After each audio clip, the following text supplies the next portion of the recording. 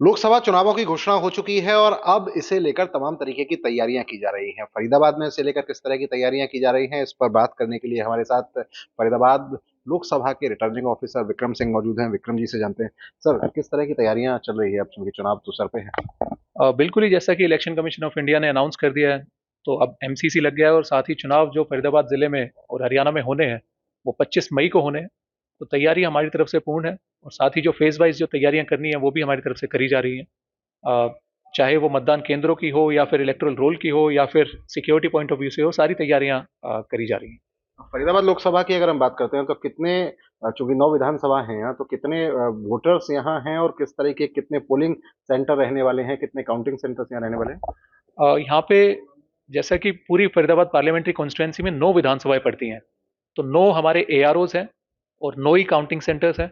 तो साथ ही जो वोटर्स हैं वो करीब 23,88,000 के करीब हैं और जो उसमें महिला वोटर्स हैं वो 10,88,000 के करीब हैं और जो पुरुष वोटर्स हैं वो करीब 12,90,000 के करीब में है।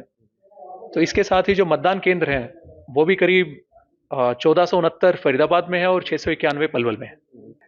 इसके अलावा जो हमारी पोलिंग पार्टीज़ हैं वो भी बनाई जा रही हैं, उनकी ट्रेनिंग भी करवाई जा रही है।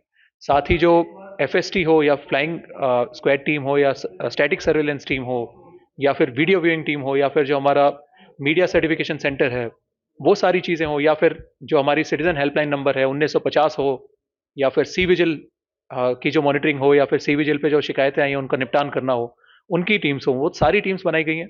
तो हमारी तरफ से तैयारी पूरी है। साथ ही सिक्योरिटी का अगर मैं बताना चाहूँ तो पुलिस की तरफ से भी और साथ ही जब इलेक्शन होगा तब सीएपीएफ भी, तो उनके भी बंदोबस्त करा जाए। अच्छा, पिंक बूथ का बड़ा बेहतरीन कॉन्सेप्ट पिछली बार निकल कर आया था, इस बार उसको लेकर क्या तैयारी है, लगभग कितने पिंक बूथ बनाने की प्लानिंग की गई है। बिल्कुल ही जैसे कि पिंक बूथ पहले बनाए गए थे उसी तरह इस बार भी पिंक बूथ बनाए जाएंगे। तो हमारी कोशिश है कुछ ज़्यादा पिंक बूथ बनाएं। इसके साथ ही जो स्पेशल बूथ भी अलग कैटेगरी के लिए और भी होते हैं, तो वो भी अब की बार हम बनाएंगे।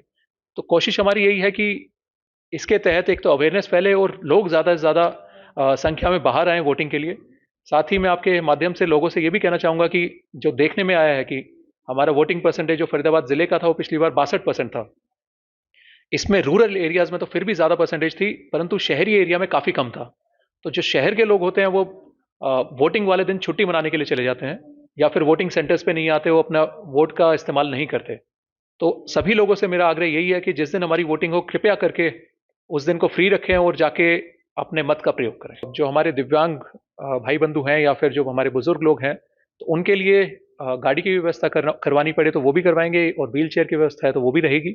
और साथ ही अगर कोई बिल्कुल ही असमर्थ है तो इलेक्शन कमीशन की जो गाइडलाइंस हैं उनके तहत चाहे घर पे अगर वोटिंग होगी तो वो भी करवाई जाएगी। तो ये फरीदाबाद के आरओ हैं डीसी विक्रम सिंह, जो साफ तौर पर एक बात कह रहे हैं कि लोगों से अपील इस बात की है कि वो ज्यादा से ज्यादा संख्या में बढ़ चढ़कर मतदान करें, क्योंकि मतदान ही आपका भविष्य तय करेगा। इसलिए मतदान के लिए आइए। चूंकि जिला प्रशासन ने तमाम तरीके की तैयारियां कर ली हैं और आप जब मतदान सेंटर पर जाएंगे तो आपको एक अलग अनुभव होगा और साथ के साथ संतुष्टि इस बात की कि आपने देश की सरकार को बदलने के लिए, देश की सरकार को बनाने के लिए अपना योगदान किया है। दीपक गौतम, सूर्य समाचार, फरीदाबाद।